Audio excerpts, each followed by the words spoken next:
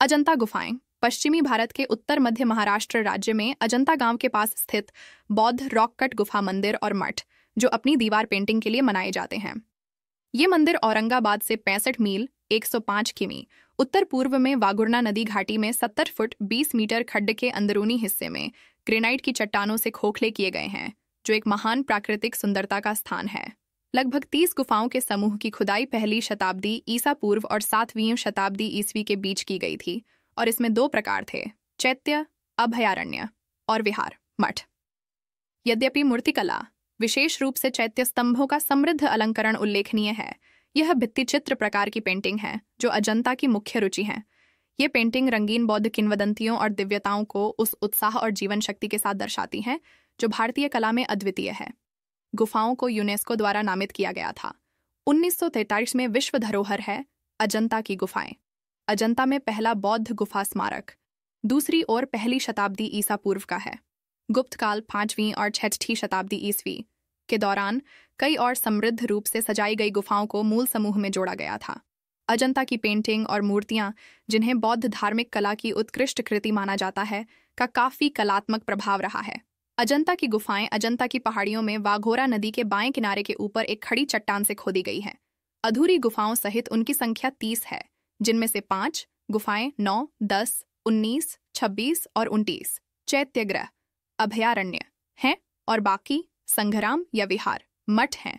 गुफाएं चट्टानों को काटकर बनाई गई सीढ़ियों द्वारा नदी से जुड़ी हुई हैं। उत्खनन गतिविधि लगभग 4 शताब्दियों के अंतराल में अलग अलग 2 चरणों में की गई थी। पहला चरण लगभग 2री शताब्दी ईसा पूर्व से पहली शताब्दी ईसा पूर्व तक सातवाहन राजवंश के शासन के साथ मेल खाता है, जबकि दूसरा चरण 5वीं से 6वीं शताब्दी ईस्वी में उनके अस्माका और आर्शिका सामंतों के साथ वाकाटक राजवंश की बासीम शाखा से मेल खाता है। कुल मिलाकर बौद्ध धर्म के हीनयान थेरावादिन अनुयायियों द्वारा पहले चरण में 6 गुफाओं 8, 9, 10, 12, 13 और 15 की खुदाई की गई थी, जिसमें बुद्ध की पूजा प्रतीकात्मक रूप में की जाती थी। ये गुफाएं सरल और सादगीपूर्ण हैं और इनमें भित्ति चित्र बहुत कम हैं। चैत्यगृहों की विशेषता एक गुंबददार छत और एक गोलाकार छोर है, जिसके अग्रभाग पर एक घोड़े की नाल के आकार की खिड़की है, जिसे चैत्य खिड़की के रूप में जाना जाता है। आंतरिक रूप से उन्हें कोलोनेड्स द्वारा एक केंद्रीय गुफा और पार्श्व गलियारों में विभाजित किया गया है, जो परिक्रमा के लिए एप्स के पीछे जारी है। एप्से के केंद्र में चैत्य या स्तूप के रूप में पूजा की वस्तु खड़ी है, जिसे चट्टान से भी बनाया गया है। मठों में मंडली के लाई एक एस्टिलर हॉल होता है और भिक्षुओं के लिए आवास अपार्टमेंट विहार के रूप में सेवा करने वाले 3 तरफ कोशिकाओं की श्रृंखला होती है। दूसरे चरण में रुपेस्ट्रल गतिविधि पर बौद्ध धर्म के महायान अनुयायियों का वर्चस्व था, जहां बुद्ध की पूजा एक प्रतीक मूर्ति के रूप में की जाती थी। पहले की गुफाओं का पुनः उपयोग किया गया और कई नई गुफाओं की खुदाई की गई। हालांकि पहले चरण के वास्तुशिल्प रूप नए वास्तुशिल्प और मूर्तिकला उत्साह के साथ जारी रहे।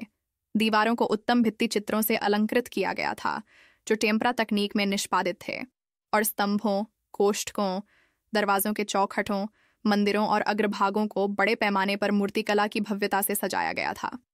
अधूरी गुफाएं 5, 24, 29 चट्टान उत्खनन में प्रयुक्त तकनीकों और पद्धति के उत्कृष्ट प्रमाण प्रदान करती हैं। अजंता की गुफाएं प्राचीन बौद्ध रॉक कट वास्तुकला में सबसे बड़ी उपलब्धियों में से एक का उदाहरण है। अजंता की कलात्मक परंपराएं भारत में समकालीन समाज की कला, वास्तुकला, चित्रकला और सामाजिक, सांस्कृतिक, धार्मिक और राजनीतिक इतिहास का एक महत्वपूर्ण और दुर्लभ नमूना प्रस्तुत करती हैं। वास्तुकला मूर्तियों और चित्रों के माध्यम से प्रकट बौद्ध धर्म का विकास अद्वितीय है और ऐसी गतिविधियों के एक प्रमुख केंद्र के रूप में अजंता के महत्व की गवाही देता है। इसके अलावा अजंता में पाए गए पुरालेख अभिलेख समकालीन सभ्यता के बारे में अच्छी जानकारी प्रदान करते हैं।